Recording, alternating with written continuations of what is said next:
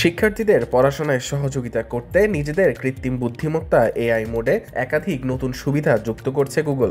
সুবিধাগুলো চালুর পর এক ঘোষণায় গুগল জানিয়েছে, এখন থেকে কম্পিউটারে এআই মোড ব্যবহারকারী ব্যক্তিরা ছবি আপলোড করে সেই ছবির বিষয়ে প্রাসঙ্গিক প্রশ্ন করতে পারবেন।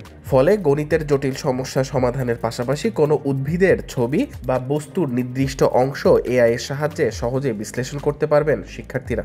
সুবিধাটি গত এপ্রিলে পরীক্ষামূলকভাবে চালু করা হলেও এবার তা আনুষ্ঠানিকভাবে চালু করা হয়েছে।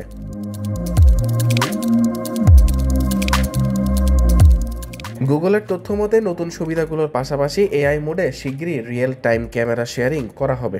এর সুবিধা হলো শিক্ষার্থীদের পাশাপাশি যে কোনো ব্যক্তি স্মার্টফোনের ক্যামেরা চালু করে যে কোনো দৃশ্যের বিষয়ে মৌখিকভাবে প্রশ্ন করতে পারবেন। গুগলের বিদ্যমান সার্চ লাইভ প্রযুক্তির ওপর ভিত্তি করে তৈরি এই সুবিধা পরীক্ষামূলকভাবে যুক্তরাষ্ট্রে বসবাসকারী এআই মোড ল্যাবসে নিবন্ধন করা ব্যক্তিরা ব্যবহার করতে পারবেন।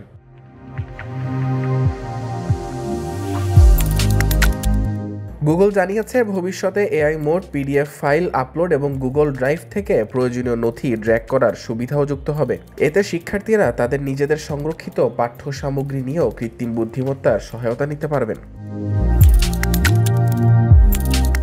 গুগল তাদের ক্রোম ব্রাউজারে কৃত্রিম বুদ্ধিমত্তা ভিত্তিক সারাংশ দেখার নতুন সুবিধাও চালু করতে যাচ্ছে।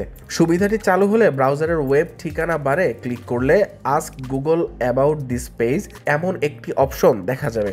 ব্যবহারকারী সেটি নির্বাচন করলেই সংশ্লিষ্ট ওয়েব পেজের সারসংক্ষেপে ব্রাউজারের সাইড বারে দেখতে পারবেন। Desk news, বাংলাধারা।